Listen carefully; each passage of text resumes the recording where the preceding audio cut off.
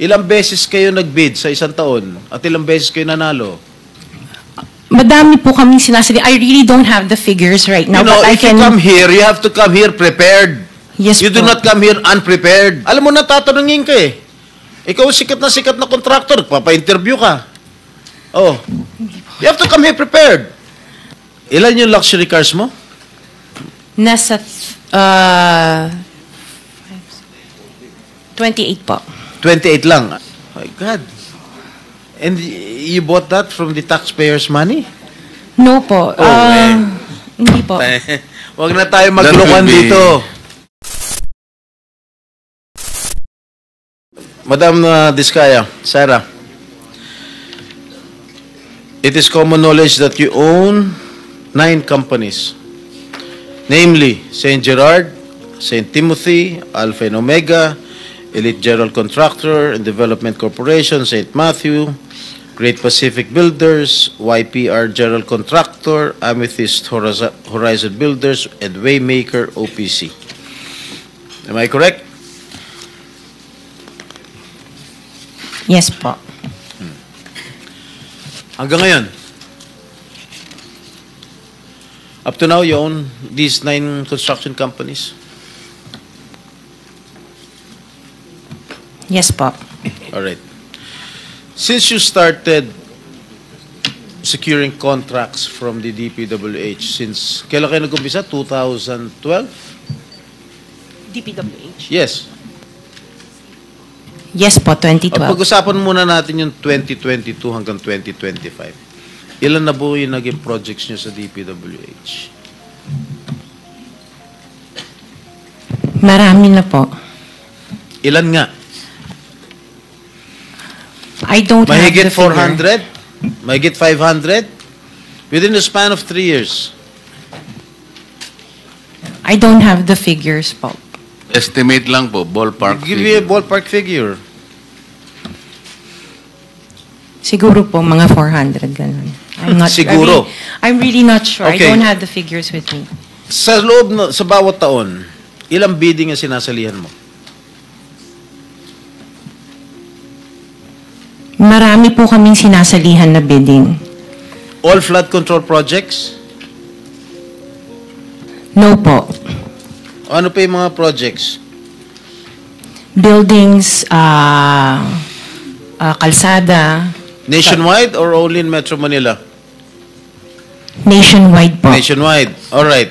Pero yung bulk ng mga projects na award sa'yo ng DPWH, mostly sa Metro Manila. Am I correct? Hindi po, sa probinsya po. Sa iba-ibang lugar. No, the bulk of your contracts. Here in Metro Manila? No po, outside Metro Manila ang Where marami. outside? Where outside of Metro Manila? We have in Romblon, Cebu, Bohol, Bacolod, Zamboanga. Hindi naman po kami namimili ng lugar. Migos Project? Wala po. Sigurado ka? Opo, Kaya nanood definitely. ka dahil pag meron kami ma-discover na may ghost project, pakukulong kita rito. Minimum totoo. Wala po talaga. Meron ka mga pictures na lahat ng mga proyekto ginawa mo? Yes po, Nasaan? meron po kami. Lahat ng mga 400 projects, meron kang litrato? Yes po. O i-submit mo rito sa committee. Okay po. Okay. Sa mga bidding na sinasalihan mo ng mga kumpanya mo, itong 9 na kumpanya, ilang beses kayo nanalo? At ilang beses, kung natatalo rin kayo sa Actually, bidding, I ilang don't beses kayo have the natatalo? actual figures, pero sa napanalunan, very minimal lang po talaga, mga 2%. Pero ang dami namin projects po na sinasalihan na bidding. So, sa loob ng isang taon, pag nagbibidding isang kumpanya mo, halimbawa itong ano ba yun? Yung Alpha Phi Omega, ilang beses kayo nagbid sa isang taon at ilang beses kayo nanalo? Madami po kaming sinasali. I really don't have the figures right now, You know, but I if can... you come here, you have to come here prepared. Yes You do po. not come here unprepared. Alam mo, natatanungin ka eh. Ikaw sikat na contractor, papa-interview ka. Oh. You have to come here prepared. Your Honor, I am prepared for the flood control projects that you are mentioning. I have the statistics of how many I bidded and how many I lost and how many I won. Okay, you mentioned it to us right now.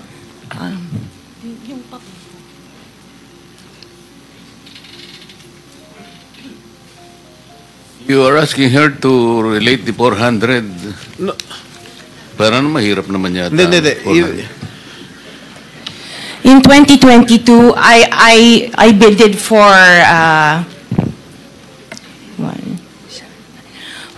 491 projects. This is just for the flood control, Your Honor. How many projects for 491. 491. I joined the bidding. Po. Oh. This is in 2022. I only got 71 projects from the 491 na sinalinan ko po. 71 only. How many companies?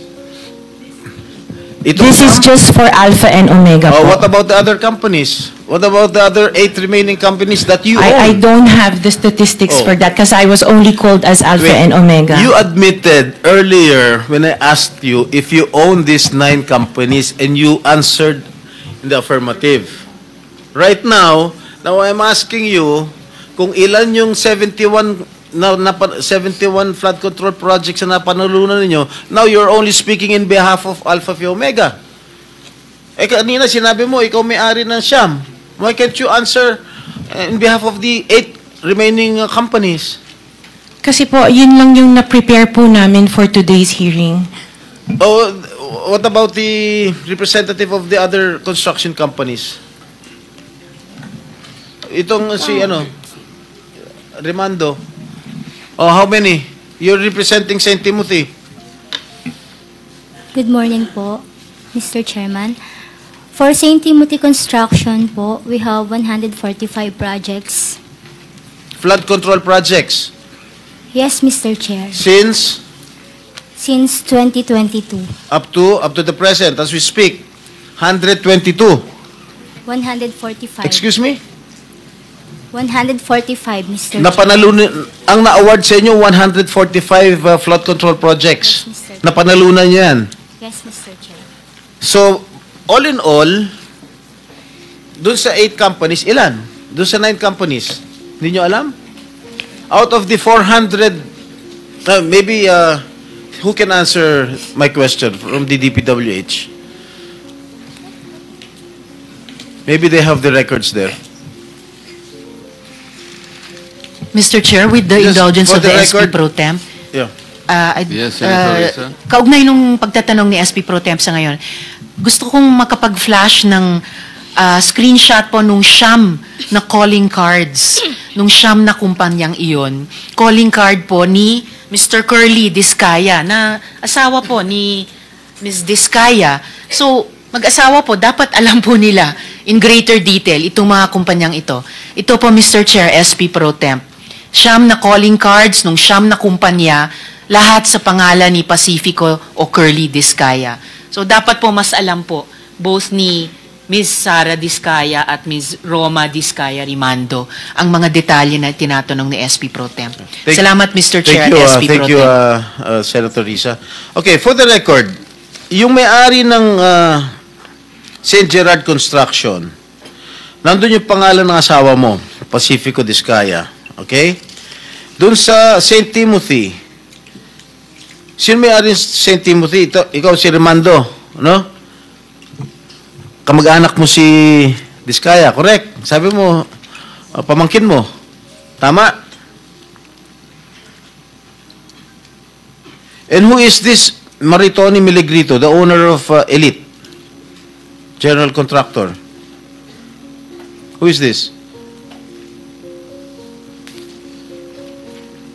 Answer.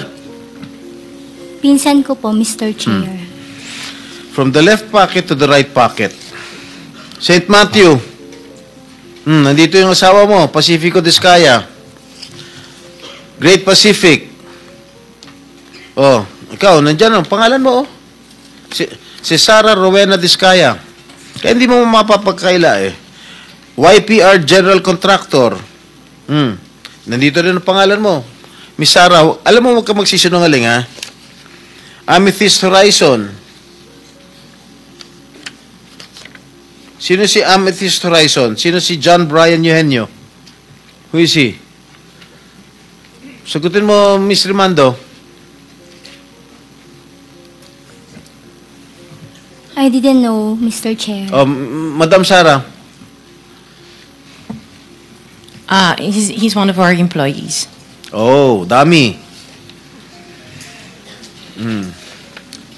Waymaker. Sino si Gerald William Discaya? He's my eldest son. Okay. Alpha Phi Omega, yan, asawa mo. So, you confirm, lahat ng siyam na yan, ikaw ang may-ari. Tama? Part owner po. Part owner. Okay. Kaya nyo ba talaga pagsabay-sabayin yung mga construction, mga proyekto ninyo? Paano nyo nagagawa ito? Yes po, we have sufficient employees naman that can carry out and execute the project. Okay, ilan ba yung mga empleyado ninyo? In the office po, mga 200 plus. Sabay-sabay kayong naawardan ng kontrata ng DPWH. Alam mo, nakakapagtaka dahil kayo lagi nakakuha ng DPWH contracts, ha?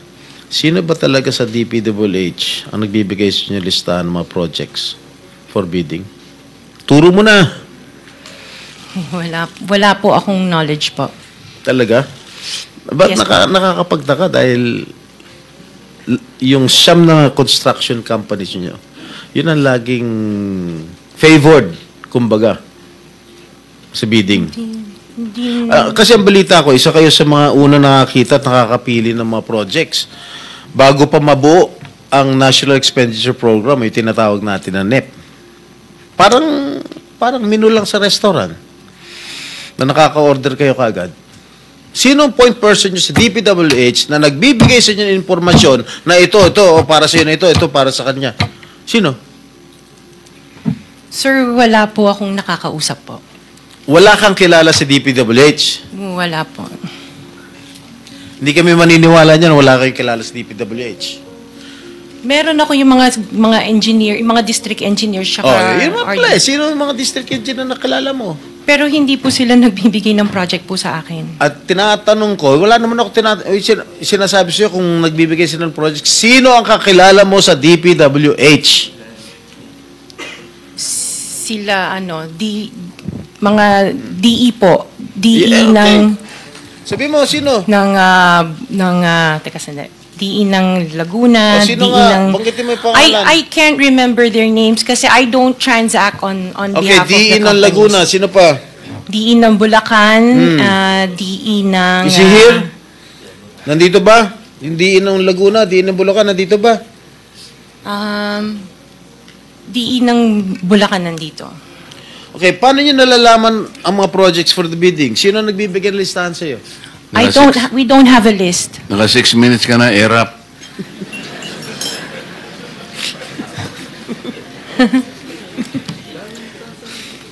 Okay. I don't have a list po.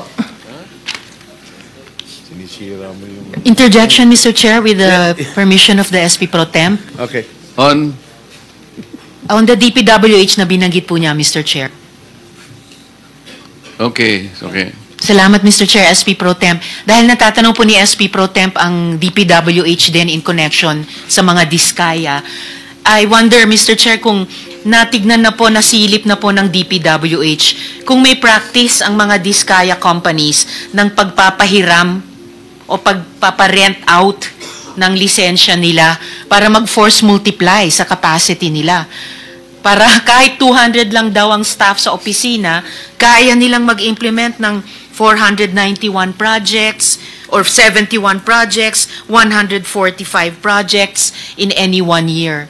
I wonder, Mr. Chair, kung nasilip na po yun ng DPWH. Incidentally, Senator Risa, you are the next interpellator, so you may want to continue with your 5 minutes. Thank you. Will do. Thank you, Mr. Pinatapos Chair. mo na ba ako, Chair? Ha? Okay. One last question, if I may. One last question, Mr. Chair, Senator Risa. Madam Diskaya, Saan nyo ba kinukuha yung mga kotseng imported, mga luxury cars? Ang balita ko, dun sa interview mo, binili mo yung isang Rolls Royce dahil nagandahan ka sa payong. Tama ba? Sir, yes po. Samantalang, ilan yung luxury cars mo? Nasa 28 po. 28 lang. Ano, Yes. ano ito mga ito? Rolls Royce, Ferrari? I don't have a Ferrari. ano yung mga luxury cars? Lamborghini? No rin. Cadillac. Saan binili? Saan binili? Sagutin mo na. Saan mo binili? Sa dealer po. Sino dealer? Dito, local? Local dealer o sa abroad? Freebell Enterprises tsaka yung isa Auto Art. Dito, sa Pilipinas? Yes po. Hindi ka nag-import? No po. Dito may dealer ng mga Yes po. Rolls Royce. May dealer ng Rolls Royce meron dito. po. Ano pa yung mga ibang luxury cars mo? Yung anong tawag dito, yung Cadillac and the GMC. Cadillac Escalade, ganon? Yes po. Oh. The GMC. Yun lang. Sinong dealer? I mentioned earlier Freebell Enterprises and Auto Sa Art. lahat ng kotse mo, yun ang mga dealers mo. Dalawa lang sila Dalawa po. yung dealers mo. Yes what, po. what other luxury cars do you own? Yung iba dito na, the Maybach. Dito ko Maybach, na binili. Mercedes. Yes po. And then, yung iba, dito na rin yung Range Rover. Bentley. The Bentley dito na rin O, po. paano kayo nagka-interest sa kotse? Saan nyo gagamitin yung 28 kotse na luxury cars?